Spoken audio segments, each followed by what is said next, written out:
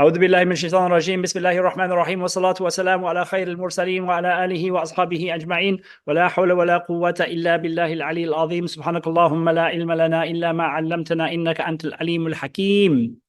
So welcome back. We've been going through the Risalah for quite some time now. I just looked back and I think it was October last year when we started. So it's been going for quite some time. We're now in class 38 and we've actually only just finished the first half of the Risalah. We're now starting the second half, which is the area that deals with mu'amalat.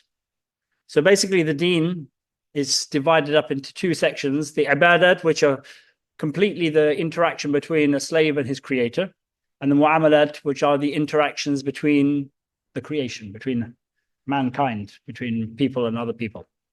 Now, they're both part of the deen. The deen is comprised of both of them. Indeed, the Rasul said, ad-deenu mu'amala. The deen is mu'amala, is transaction, is the social affair, is all of the interactions that we do between ourselves. I mean, the Messenger of Allah ﷺ came not just to bring us the prayer and fasting, but to bring us how to live as human beings, the fitrah. His greatest sunnah, in a sense, was Madinatul Munawwarah, the city of the Rasul ﷺ, and how it ran and how everybody interacted in it and the laws that made up the day-to-day lives. All of these things were part and parcel of it.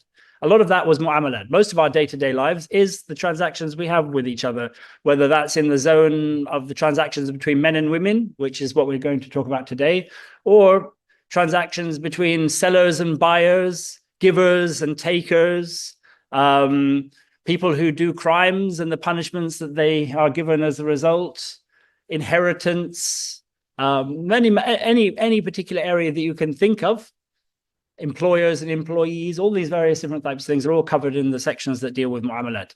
If you look in the Mudawwana, 4/5 of the Mudawwana is taken up with mu'amalat. As I said, this is the second half. So a lot of attention is given to the ibadat in the books of fiqh primarily, because the ibadat are something every one of us needs to know. Every one of us has an interaction, has what he is responsible for towards the creator. But with many of these mu'amalat, as you'll see as we go through, they're also binding upon us as individuals to know them. Marriage. Pretty much all human beings, or the vast majority of human beings, get married. And then when it comes to earning a living, the vast majority of human beings earn a living. Now, there are different ways in which you can do that. And you only have to know the ones that connect to the way you are earning a living to make sure your actions are in line with what Allah subhanahu wa ta'ala has created. But that's an individual obligation. So this chapter is very, very important for us to know, especially in the modern era where the urf, or the custom of most of the lands that we live in, are no longer based on Islam, but are based on the millat al-kufr, because that is what has achieved ascendance. Kufr, the way of kufr and the way that transactions are done, underpinned by riba in many cases, usury, has come to the fore in most societies. And human transaction between men and women has also changed, with marriage being seen as an optional extra. So a lot of these things are no longer as they once were. These were core. In fact, you could not have a society without marriage. It's the building block of the society. You couldn't have children. You couldn't have cohesiveness between the various different elements of the society. If you look at the sunnah of the Messenger of Allah and the way he married as well as for love, and as well as to show us the sunnah of it, because he did mention that 4 of the things that are sunnahs of all the messengers, one of them is marriage. So as well as all of this, he showed us the various different ways that marriage can bring a community together. He married the daughters, for example, of his closest companions, strengthening his bond between himself and those people around him. But he also married daughters of people who at the time were his enemies. Like Abu Sufyan was the leader of the people against the Muslims in 2 of the early battles. And yet the Messenger of Allah was married to one of his daughters. Because that's also forms bonds and forms connections. So, I mean, it shows that society is formed by those connections that we make. I mean, he also married one of the daughters of one of the chiefs of the 3 Jewish tribes in Medina al-Munawwara. All of these various different types of connections that are made. And this is very, very important for us to realize just the sheer breadth of that marriage offers as a way of strengthening our communities and making them have a real force and a real substance to them. So he says here, Babun fin nikahi wa talaq, chapter dealing with, he starts with nikah before all of the mu'amalat, because in a sense, you could see nikah, marriage, as being like salah is to the ibadat. It is the pillar upon which all of the other ibadat, around which all of the other ibadat are built. Marriage is the same when it comes to all of the mu'amalat. This is the central mu'amalah. As I said, you need it for a society to exist. All of the other ones are, of course, important and help strengthen society, buying and selling, giving and taking, and all of these other types of things. But you wouldn't have a society without this one. So this is the core. Babun fi nikah, which comes from the Arabic word nakaha, which means the same as dakhala, to enter, but it's used specifically for, it's used linguistically actually to mean the sexual act. But in the way that the Arabs have used it traditionally in the books of fiqh, it means the ceremony or the contract by which a man and a woman are joined. Nikah. Talaq, which is the breaking of that contract. Divorce in the modern parlance. Rij'ah, which is one of the types of divorce, whereby if you look in the book of Allah, divorce is a difficult thing. It can be a destructive thing. It can tear a society apart if it's done in the wrong way. So people act with emotion. So Allah in His mercy has given a number of stages that divorce can be rectified without it meaning the end of a marriage fully. So that a couple can get back together again in what's called the iddah. So this is rij'a, is taking somebody back in marriage after they have been divorced. Well, vihar, we mentioned last time that the Arabs like to make oaths. And this was one of the oaths that people used to make. It's very similar to what we said. We said last time that if you say that your wife is haram for you, you can never be with her again until she has married another man and consummated the marriage. Some might think that the har is the same as that, but it's not. It was a way of indicating something like that without fully saying it. So there was a way of expiating that without having to destroy the marriage completely. This is called the har. They used to compare their wife to the back of their mother or something like that. Your mother being haram for you. So anyway, there's various rulings attached to that where you can expiate it. And then there's ila and li'an and all these other various different types of things, like accusations of your wife sleeping around or her child not being yours, for example, or saying you're never going to sleep with her, and so on and so on. All these various different types of things that entered into it. There are rulings attached to all of these. Well, khul', which is when, because divorce is in the hands of the man. When a woman is dissatisfied with her husband, she has a way out of it, which is called khul'. And there are various rulings attached to that. It's a form of ransom, in a sense. And then rada', which is the rulings of marriage. Here, specifically, he's relating it to the bonds that are formed by sharing the breast milk of a woman as a child. So if one woman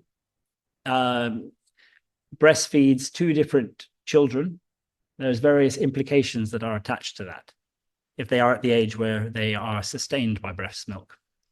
I think in some of the other madhabs, it doesn't matter what age they are when they do this. Anyway, that's the whole chapter, and it relates to all of these things. We're going to start with the first part of it. He says here, and this is talking about the requirements that must be in place for a marriage to happen. He doesn't even talk about the connections between the man and the woman that has to also be true, the things that are forbidden, because he's going to mention the things that are forbidden in terms of, the the relationship between a man and a woman beforehand, you know, brother and sister, mother and father, all of these various different things. He doesn't talk about that now. He's talking about the other types of requirements in terms of the aqd of the contract. So he says, وَلَا نِكَاحَ إِلَّا بِوَلِي وَصَدَاقٍ وَشَاهِدَيْ عَدْلٍ. There can be no marriage,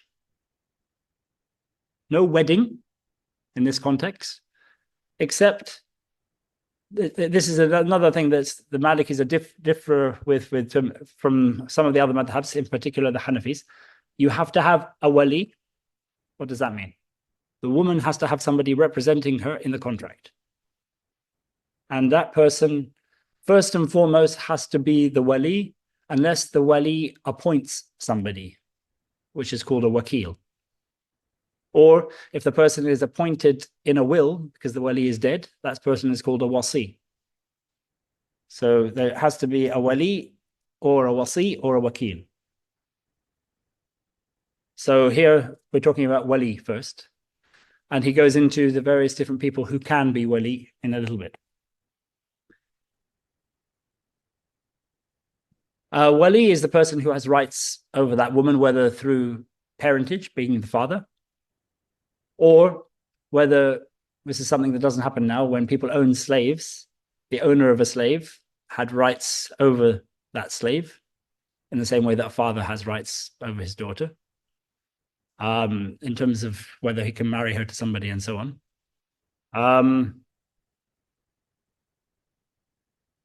And there's another, as I mentioned, the executor is somebody who is appointed either in a will upon death, or if somebody is losing his mind and he is going mad, he might well make such a wasi at that point to give somebody else.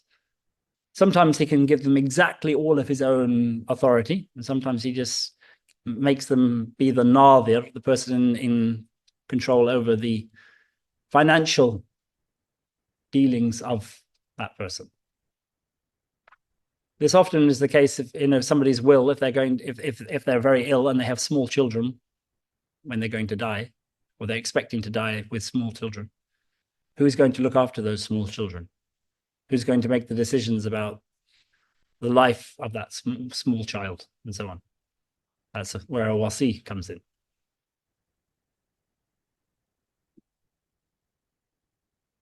Or sometimes the person can be appointed by the state, for want of a word, the sultan, as they call it. So somebody can be an orphan. They have died and nobody knows what their parents want of them. He hasn't left any wasi. The sultan, and there's no other close male relatives to take the position of the father, then the sultan steps in. And either he takes on the role himself, but often he's too busy to, or he appoints somebody as his legal guardian to look after the child. These obviously orphans can be male or female, and they have rights over the marriage of a male or a female as a guardian. So we're going to come to. All of these participants can be represented by a wakil, not just the wali. So neither the husband to be or the wife to be could be. Neither of them might be at the wedding. The husband to be might appoint a wakil to represent him. The wife to be has her wali representing her. It could be, no one involved. It's all representatives. In fact, this is often the norm nowadays in terms of many cultures. I mean, I went to a wedding where I was asked to do a wedding up in Birmingham. No, was it Birmingham or Manchester? But anyway, one of those cities up there. I mean, I only accept Norwich as a city. Yeah. And they were initially telling me the wife wasn't even going to be present anywhere near it. And I hadn't even heard that she was allowing anybody to represent her. So it was a strange one, but it's quite common, I think, for in certain cultures for the wife not to even be anywhere near the wedding.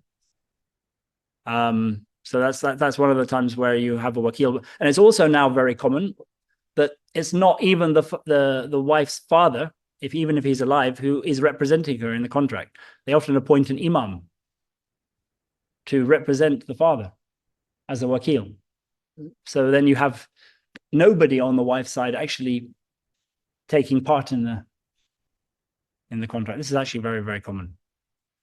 So wakils is a very, very common thing. That's why a lot of these certificates will have wali/wakil written on them.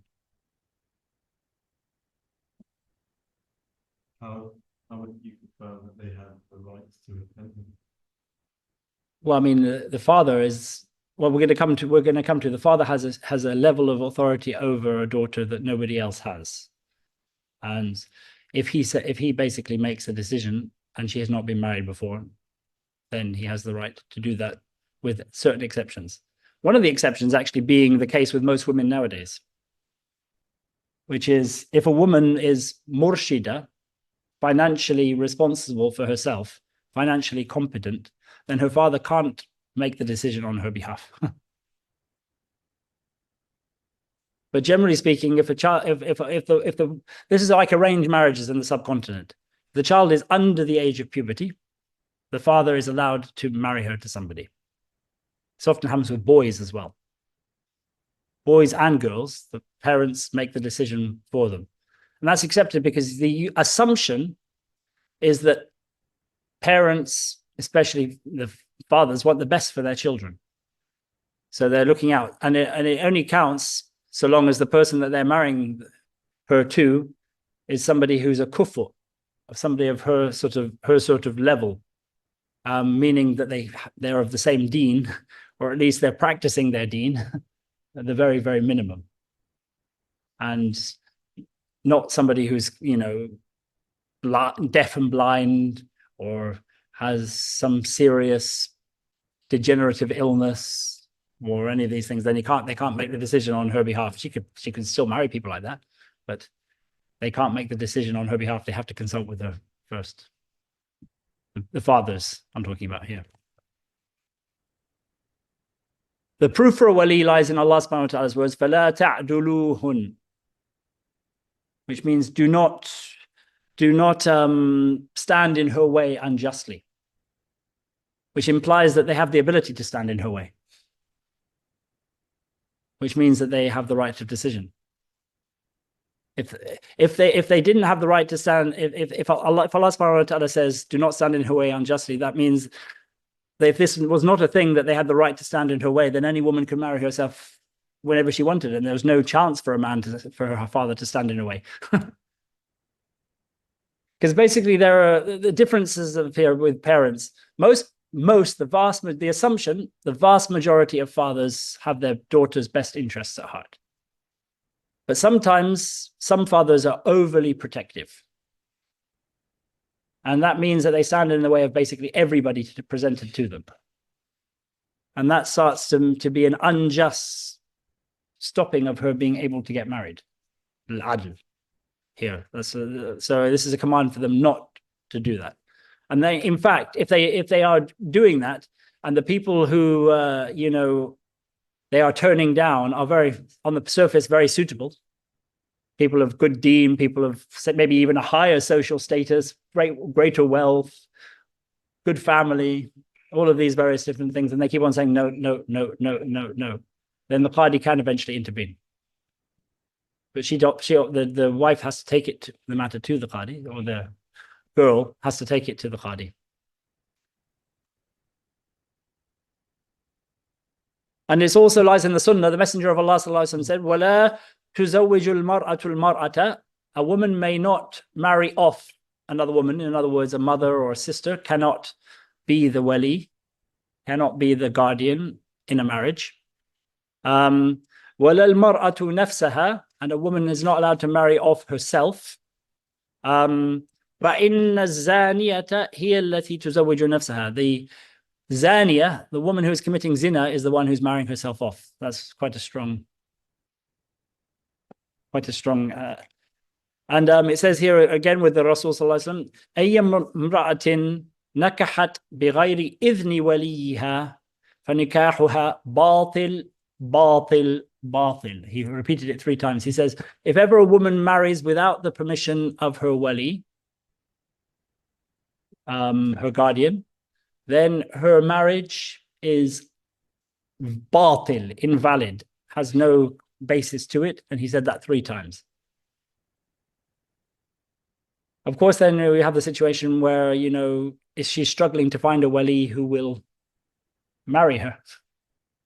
But that's covered in the sense that if a more distant wali marries her, it counts, even if there is a closer wali relative who didn't. So there are options, and if all of her family are standing in the way, then there's the option of the sultan. And then even after the sultan, there's the general wilaya, which is for the Muslims as a whole. In many of our situations, there is no sultan in the places where we are.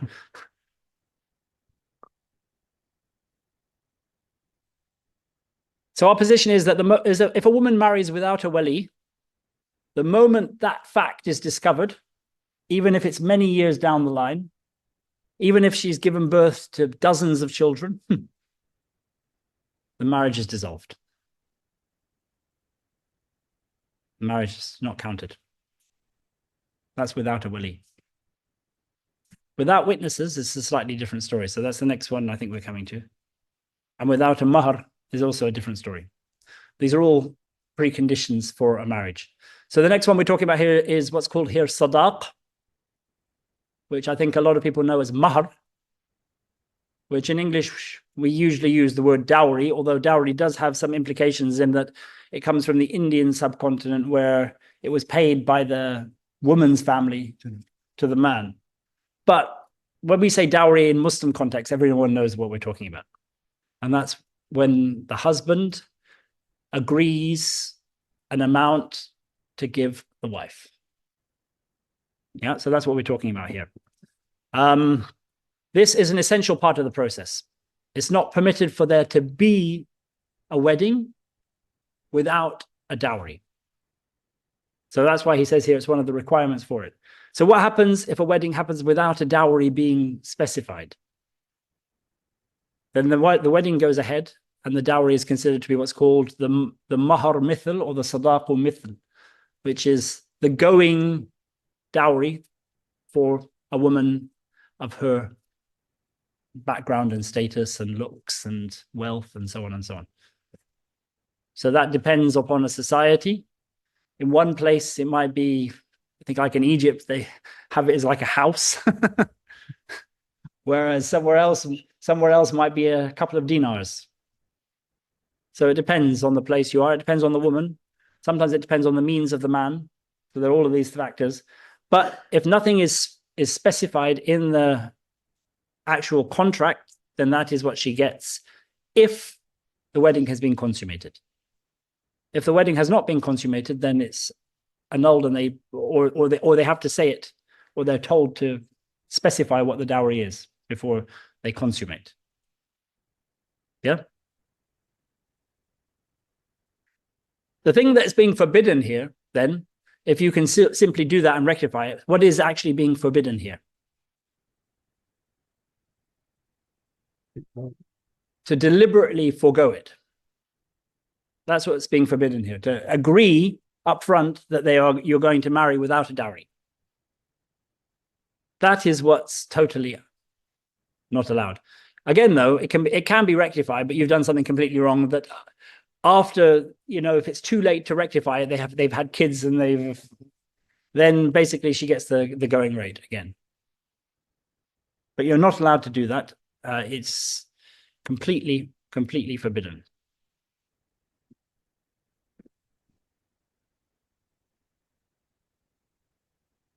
Again, it's from the Quran. وَآتُوا النِّسَاءَ صَدُقَاتِهِنَّ نِحْلَةً. Give women their sadaqat as a gift, as a bridal gift. And many hadith. Then we have the witnesses, shahidei adlin. There's 2 things here that's clear from what he says here. Or 3 things, in fact. The minimum number of them is 2. They both have to be male, and they have to be adl. So adl is somebody who, for want of, is basically somebody who is practicing the deen and known to practice it and not known to have any defects in their deen, any outward fisq that would preclude them from being somebody whose witness or testimony is accepted. So that's the assumption is for the majority of people that they are that, although there was a whole process of, you know, discounting people's testimony and accepting people's testimony based upon testimony of others about who those people really were. So yeah, but it needs to have two people. If it's a struggle to find two people like this, you're in a place where basically wrong action is rife, then you have to have a lot of people. Basically, you have to make it as public as possible. We try and do that anyway, to make sure that, you know, we have official witnesses, and then we just cover all our bases, do everything with as many people present as possible, 20 to 30 being sort of the numbers that they talk in that respect. The various different things that they have to be, as I said, they have to be Muslim. They also have to be male. They have to be adult. They have to be adl, as I said. Sane, yeah. There's one more I'm trying to think of here. Yes. Anyway, there's. Well, I mean, of sound mind, generally speaking, it means not majnoon, which is mad. People who are mad, there are clear signs attached to madness, whether it's fits or starts or completely being unaware of what's going on or of the reality of the world around them, and so on and so forth. That precludes them from being allowed to be a witness. You can't be a witness in those. If they don't actually have the witnesses at the ceremony, that doesn't mean that the thing has not yet been fully witnessed. There's still a chance again to rectify this. So they have the ceremony with just the wali, say, and the husband present, wanting to quickly get it done. Then they cannot consummate the marriage until the witnessing has happened, but the marriage can stand. So this can be done by one of the parties going and finding two witnesses on his own, and the other one also going and finding two witnesses on their own. So 4 witnesses then will be needed, or they can both go together and testify that the marriage took place in front of 2 witnesses after the effect. This is the wali and the husband, because they're the ones who did the contract. Or if the woman has been married before, in which case her verbal agreement is required, then you have to have 6 witnesses if they all do it separately. They each have to have 2 witnesses to each of them. But if they all go to 2 witnesses, it's fine afterwards. So, I mean, 2 witnesses at the ceremony. Potentially afterwards could be as many as 6 if they all do it separately to find the witnesses. So he says here, فَإِن لَمْ يَشْهَدْ فِي الْعَقْدِ, or فَإِن لَمْ يُشْهَدْ فِي الْعَقْدِ, if the shahada does not take place, the witnessing does not take place at the contract, فَلَا يَبْنِي بِهَا, the husband cannot sleep with his wife, cannot be alone with his wife behind closed doors, حَتَّى يَشْهَدَ, until they give their testimony. Yeah. Or حَتَّى يُشْهِد, until they go to them and get them to give the testimony. What if all the witnesses are conscious sociopaths? Well, then they wouldn't be valid witnesses, I suppose, because they wouldn't be adl. They wouldn't be adl. That's not. Well, I mean, then, you know, you can only deal with what you have to deal with at the time, basically. I mean, the whole thing was done validly because of the understanding at the time that they were valid witnesses. I mean, for future testimonies, if they are found to be unsuitable, they have to be removed from being allowed to be witnesses. I don't think somebody necessarily being a sociopath stops them from being a valid witness. if they are truthful sociopaths. Like, cheap question. Yeah. Generally, Yeah. So as I said, we make sure we have it as public as possible. I mean, because then there's always other people who can testify to that. But obviously, we try and make written records as well, and the people who sign those written records, because the issues could come up, as they often point out, 30 years later. Somebody could come along and say, actually, she was married to me, or whatever. Issues can arise many, many, many years later.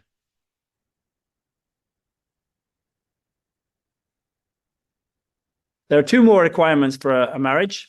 The first one is the mahal, which is the husband and the wife. Obviously, you need the people who are getting married, the Aqeedah. What? Yeah. And there must be no legal impediments to them marrying each other. She can't be in, for example, as we're going to come to, in her iddah. She can't be related to him by blood. She can't be related to him by breastfeeding.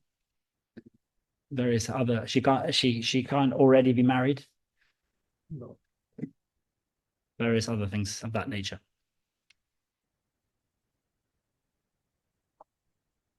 He can't be a non-Muslim.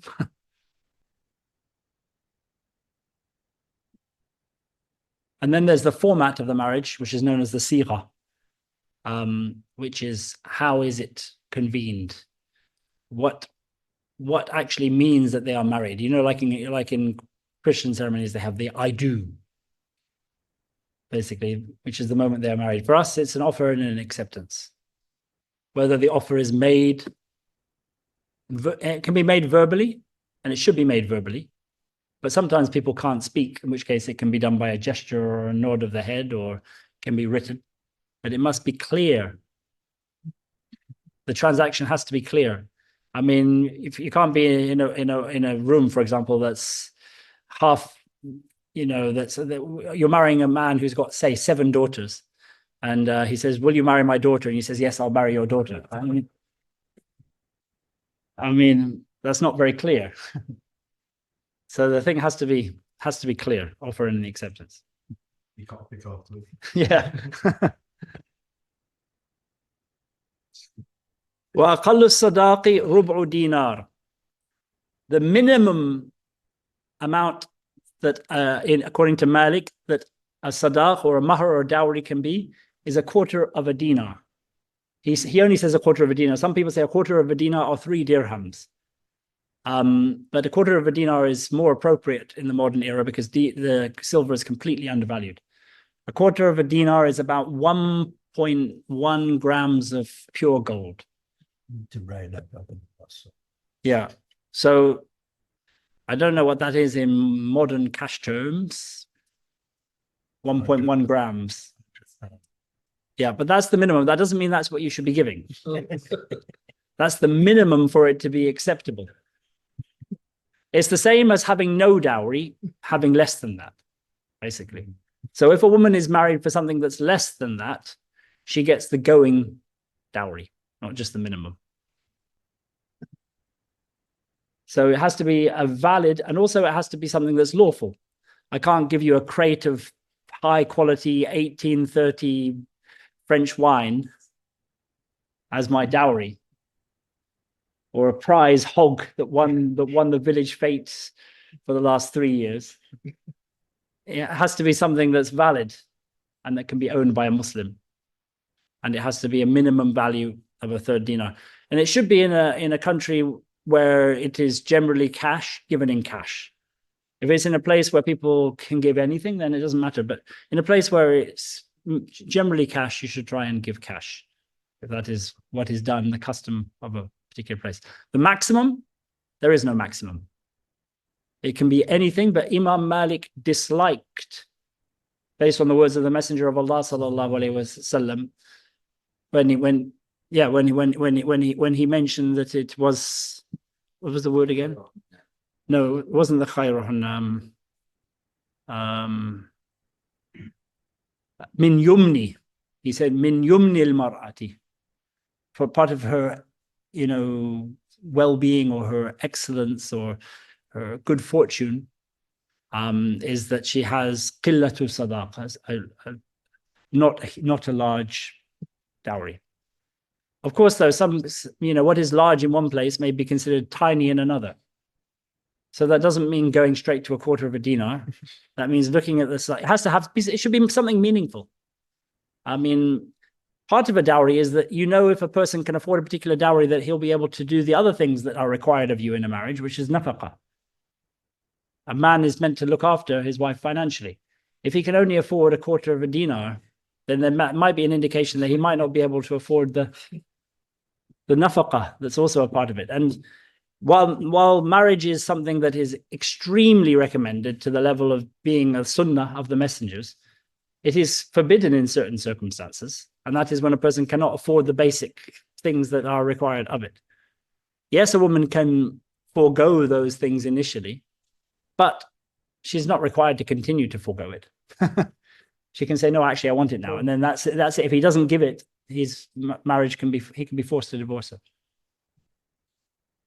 You mentioned a story recently with a man who was kind of fundraised for Prophet. Yeah, I mean, obviously in the Prophet's eyes, this man still had some capacity. And maybe this also, the Messenger of Allah saw this as a way of getting this man on his feet so that he would start doing this. I mean, in these stories, there are aspects to them that showcase certain things like the importance of marriage. There are other things, other wisdoms that we don't know the full details of the story. So that doesn't mean that if the Messenger of Allah did something in a particular context, that we automatically do the same thing. The point of that I mentioned of that story was just to highlight how important he saw marriage as being. Not that we start looking for people who are poor but also it does mention in the Book of Allah that you should marry off like widows and other peoples who are in positions, where they are not necessarily going to be married. But I mean, that doesn't mean that, if somebody clearly has no capacity with money, that you put him in a position where he's going to destroy somebody else's life as well as his.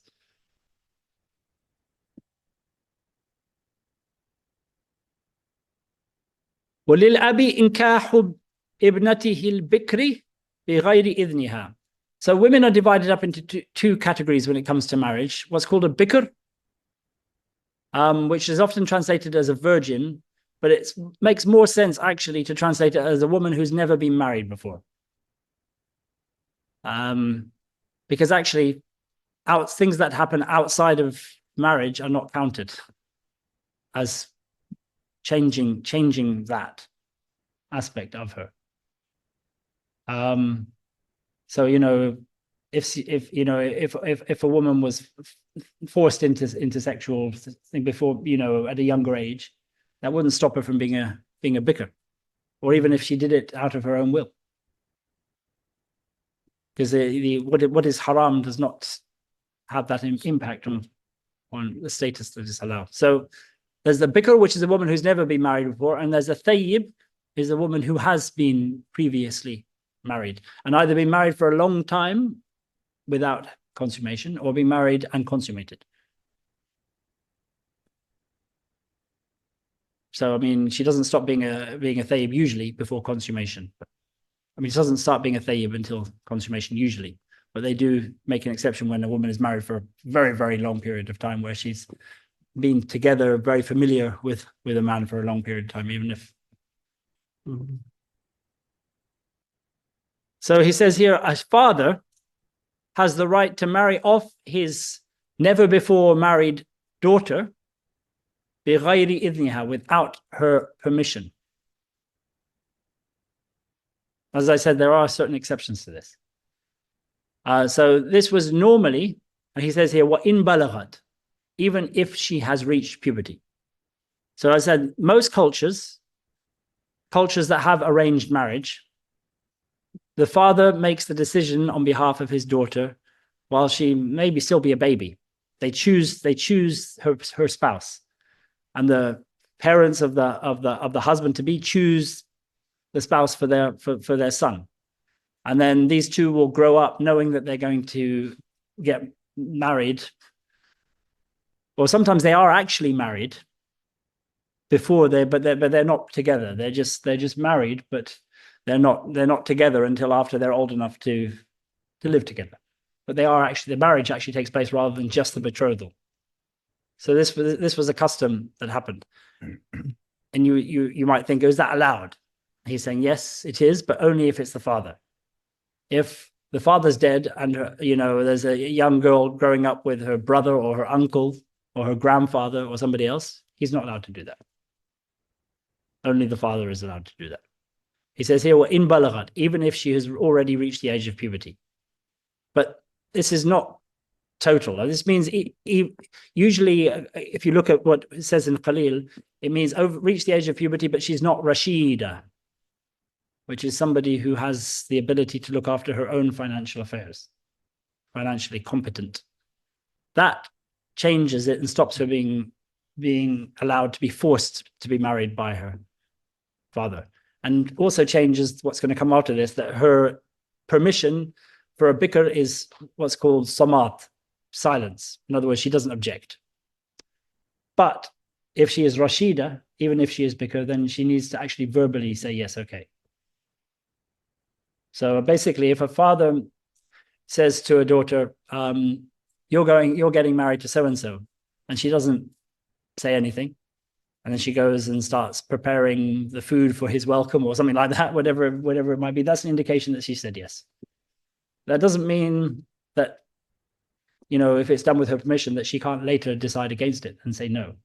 If she says no, obviously that's if her permission is, if he wants her permission. But if he's going to force her because it's better for her, again, though, it depends whether who the person is. If it's somebody, for example, who's her cousin, but somebody doesn't practice the deen, then she wouldn't have to marry him, because there's a minimum requirement that he's not a fasiq, or if as I said, other things. For example, if the person has, a degenerative disease, she can't be forced to marry him in that way as well. So there are various situations, but he does have more rights over her than others. So, for example, if an owner is marrying off a slave woman of his to somebody, he can't marry off that slave woman to somebody who's like, if she's a beautiful woman to somebody who's extremely ugly, for example, or somebody who's a degenerate.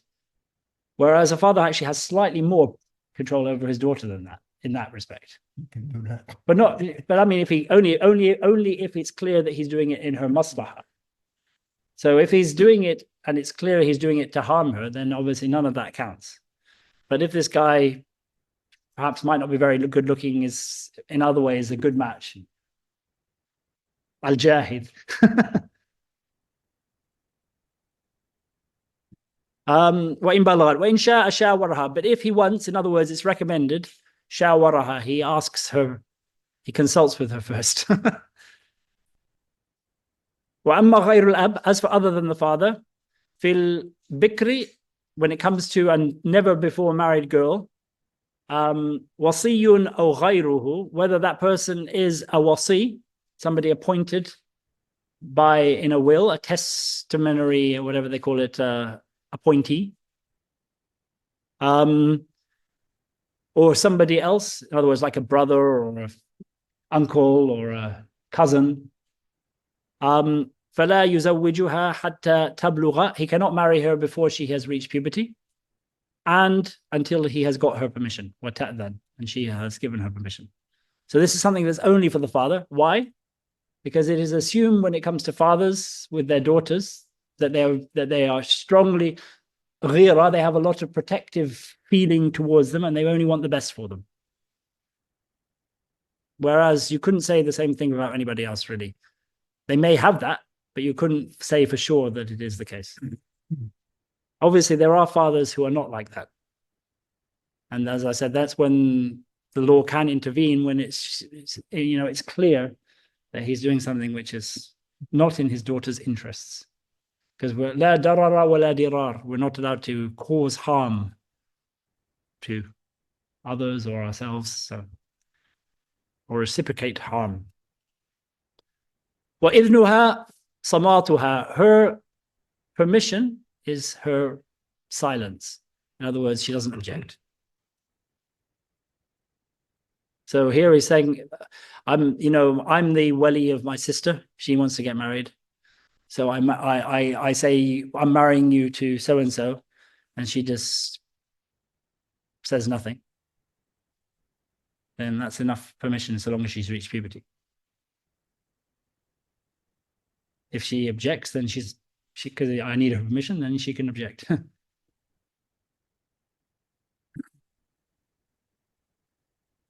ولا يزوج الثيب أب ولا غيره إلا برضاها.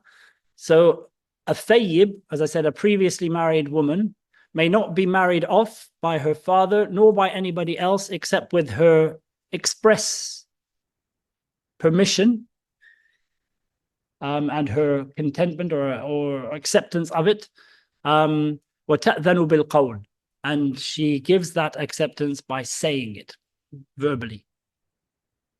So if she simply remains silent, for example, if I'm marrying off my sister and she's been married before and she's now a widow or divorced, and then I married somebody and she doesn't say anything, that's not enough. She has to actually say, okay, yes, I agree. So that's why when we have these weddings, we have to make sure when we have somebody representing the woman that we have witnesses who take the woman and her wali, usually her father, and make sure that she gives a verbal response to the fact that her father is representing her and what he says is binding. We have to make sure that she knows that and agrees to the marriage. We have to take that step. I think as I said, because most women now are taught how to earn money and look after their own money as well, they are already afforded enough independence that, but even if they haven't been married before, that step has to be taken. We're not in a traditional situation where women are left behind doors and they don't have much financial interaction with the world and all of these types of things. It's a different situation. So when they do, we have to make sure that they are involved in the process. Also, we want to avoid the situation where women enter into a marriage with a bad feeling about it, because that's not going to help that marriage at all. I mean, when somebody's being forced to do something against their will and they don't want to do it, it usually ends up badly.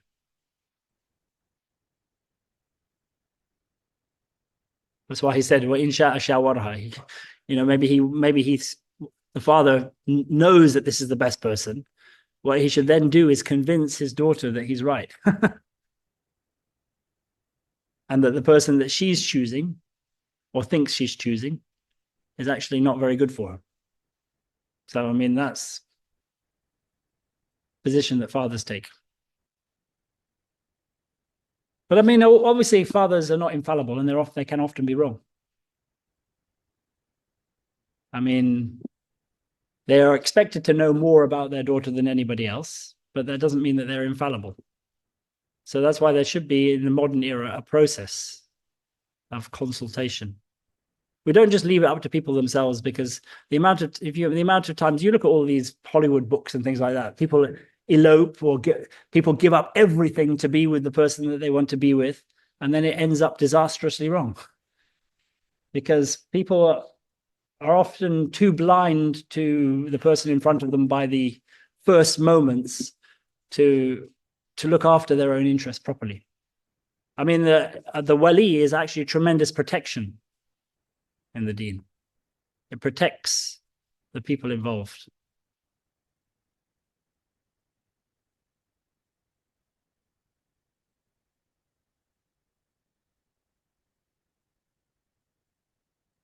So here, as I said, it's not just a matter of when you're not the father. If you want to marry her to somebody, you have to go through a process. You get her permission, but you don't get her permission based on simply on your description of the person, or she has to actually see this person. So you show him to her, and then she also has to agree to the dowry. It's not your decision to decide fully the dowry on her, whereas a father would have some say in that. No one else. You have to actually get the woman to agree to the dowry.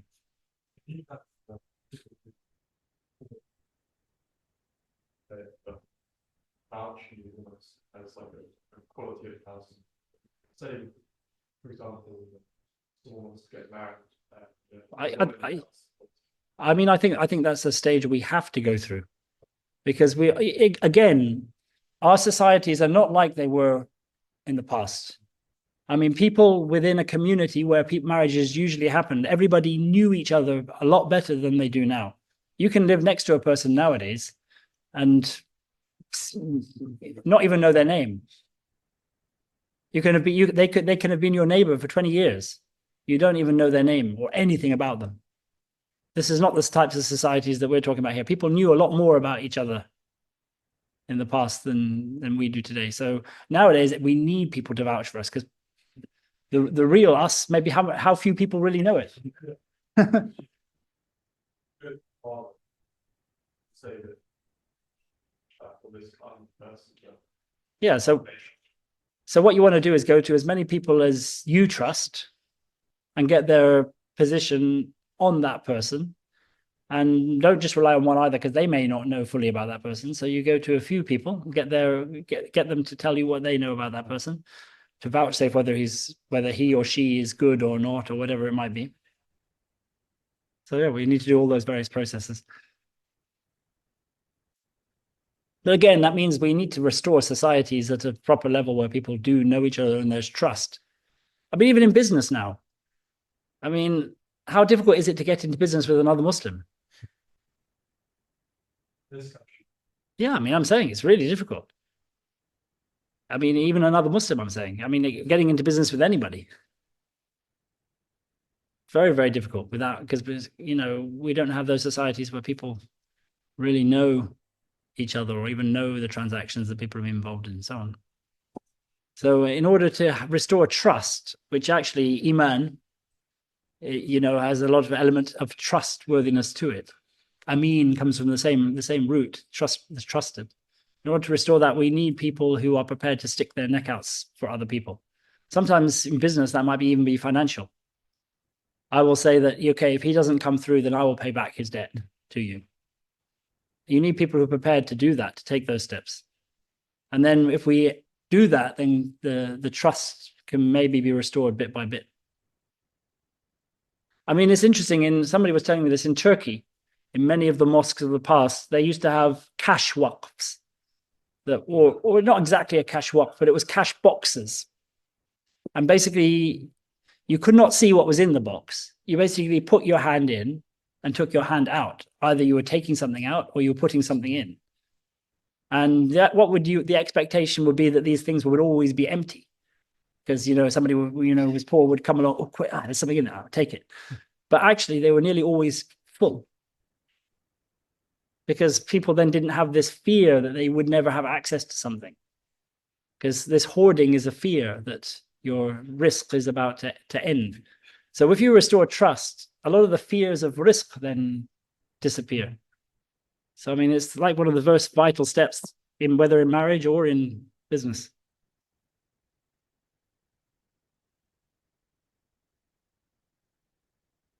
So as I said, the first one, as I said, of these abkar, these previously married women who cannot be forced and who you require their verbal permission rather than their silence, is a financially independent woman, a woman whose father has continuously refused permission for her to get married, and so she's gone to the qadi. A woman who is offered a non-monetary dowry when the customary dowry is money. You know, so if she's being forced to marry somebody, but the dowry is something which, you know, like a cow or a herd of chickens or something, or a flock of chickens, whatever it is, then she's under no obligation to her silence is not enough. She has to actually say, okay, I accept that. When the husband chosen for her is a slave, when the husband chosen for her is somebody who is highly unwell, both of these are similar. She has to actually verbally give permission.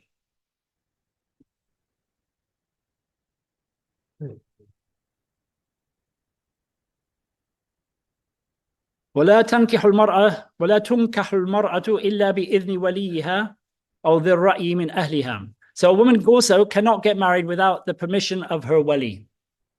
So the permission works both ways. She has to give permission and the wali has to give permission. So there's a consultative process here. As I mentioned, sometimes, you know, one particular wali may not be a very reasonable fellow. If it's the father, there's not that much you can do. Except if he's done it many, many times, in which case it constitutes adl. But if it's somebody else, then you can go to another wali, although you shouldn't necessarily automatically do that.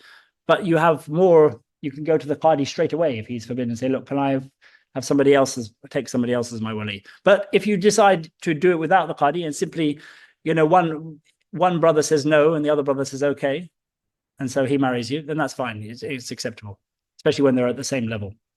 And even if they're at a different level, one of them is your brother and the other one is your second cousin, you can, if the second cousin marries you off, it counts. Even if the brother afterwards says, no, I didn't give my permission. But you shouldn't, you should take the closest first. Says here, بِإِذْنِ وَلِيِّهَا, her wali, or ذِي الرَّأْيِ مِنْ أَهْلِهَا. So this is somebody who's a more distant wali.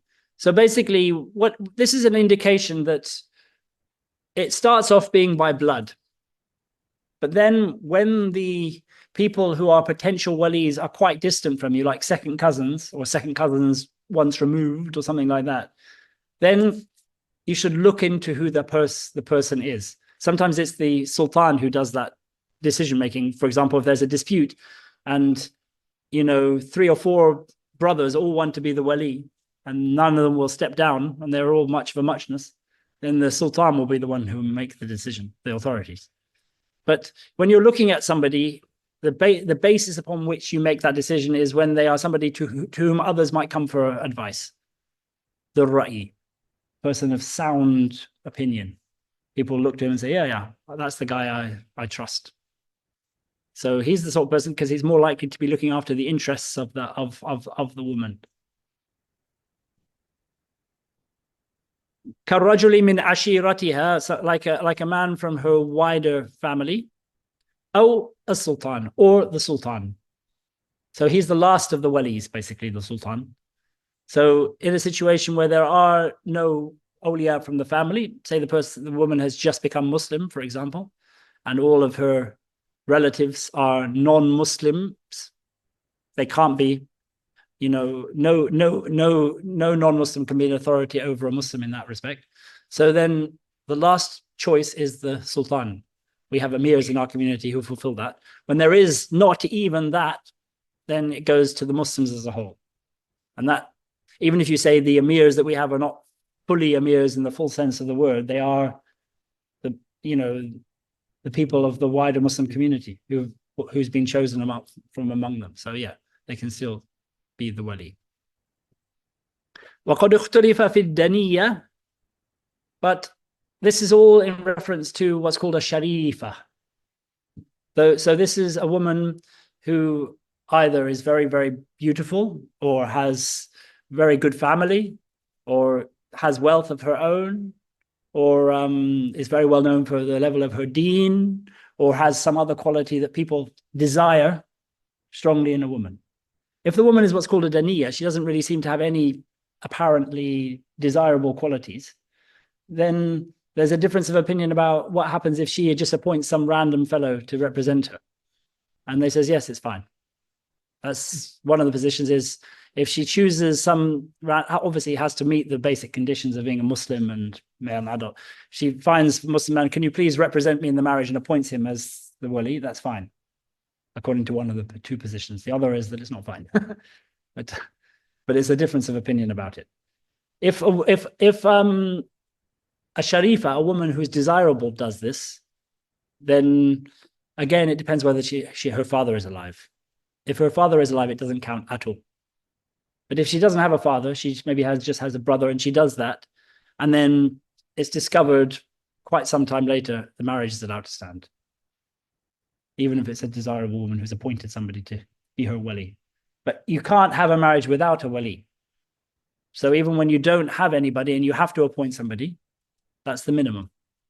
You have to have a wali representing you in the marriage. So just going through a little bit more, but we'll finish after this. وَالْإِبْنُ أَوْلَى مِنَ الْأَبْ. So when it comes to the order of the walis, who is the closest, who takes precedence, number one is a son. So if a woman has been married before and she has had children, her children, so long as they're adults, take precedence over her father at this point. Obviously, if she's not been married before, she won't have children. And if she has got children, they don't count as being her wali, because they have to have been not of the firash, of the bed, you know, because it's from zina. So then her father would have precedence. So number one, a son. Number two, a grandson. Number three, a great-grandson. Number four, great-great-grandson. I mean, it keeps on going down. Then it goes to the father. I mean, if you know, if you're having great-great-great-grandsons, then mashallah, it's like spectacular, still getting married at that point. So then it goes to the father. Then the father, from the father goes to your brothers, and then from them, your full brothers. Then from your full brothers to your half brothers on your father's side. In other words, you share a father with them, but don't share a mother. Then from them to grandfather. So he says, well, he just says here, وَمَنْ قَرُوبَ مِنَ الْعَصَبَةِ, those who are closest of the asaba. Basically, this is worked out in the same way you work out inheritance. Basically, although here the son does take precedence over the grandfather, but it was of a similar level when it comes to inheritance. So it goes to the grandfather, and then the father of the grandfather. Then it goes to the sons of the brother. So that's your nephews, through brothers. Then the sons of theirs. Then it then goes to your uncle, your your paternal uncle. Then to his children, so their sons, which would be your first cousins. And then it goes to the ones below them, which will be your first cousins once removed, then maybe twice removed, and so on, however many removed it might be. Then it goes to the brothers of your grandfather, only the paternal grandfather, the father of your father, not the father of your mother. So it goes to his brothers, and then to his children, which will be your second cousins. Second cousins once removed, then second cousins once removed downwards. So basically, it keeps on going out in that particular way. But that's what's called the asaba in Arabic, the asaba, the close male relatives. There were ranking between the brothers. No, as I said, that's to do with the level of deen. I suppose if one is a lot, so usually they say it goes number one with fadl, which is their character, their how good a person they are seen to be, because I suppose you never know what's inside somebody. Then it goes to age, but they all have to be. It has to be an adult, obviously. So if somebody, if a woman doesn't have a father and she has a 10-year-old boy as her brother, he can't do it. He has to be above the age of puberty, unless he's reached puberty very early.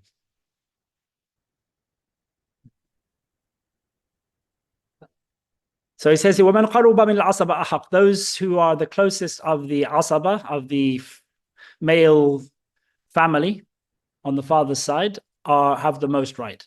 وَإِنْ زَوَّجَهَا الْبَعِيدُ مَضَى ذَلِكَ, but if the person who is more distantly related marries her, despite the presence of those who are more closely related, مَضَى, it counts. The marriage counts. So we'll finish there, inshallah. Are there any questions about any of that? Going to get into a lot more things to do with the types of marriage that are not allowed, which will give you the idea of what is allowed. Inshallah. and the thing we were talking about with it, which is a wasi. A wasi, there is two types of wasi. There is somebody who's a generally appointed. He might be appointed by the sultan, or he might have been appointed in a general way by the father. But there's also a wasi who is appointed by the father and given specific instructions.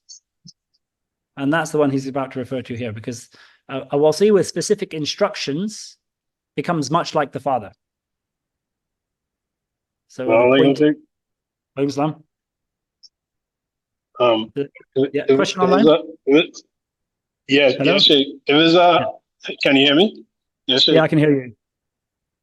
If it's a person, right? They didn't do a dowry, Yeah. but there's no customary, like it's in a country where there's no real customary dowry. So how Yeah. do they rectify that? I suppose, I mean, you would have to then probably look to the closest country in customs to your own that have Muslims, maybe. And maybe look to all of the other factors there that might change that, such as the standard of living and the wealth of people there and so on. And just look at it in that respect. Okay, inshallah. Or you can start establishing our own customs, so you can see what's reasonable. Like, in a place, maybe you say 10 dinars or 5 dinars is start it up that way in order to make something that applies to your place, because it needs to be something meaningful, as I said. So choose something that's if there's absolutely nothing that's meaningful and reflects the way of life and the financial means of the parties involved. Okay, inshallah. Inshallah. Any other questions or before we finish for today? Previously, Yes. I didn't quite hear what you said.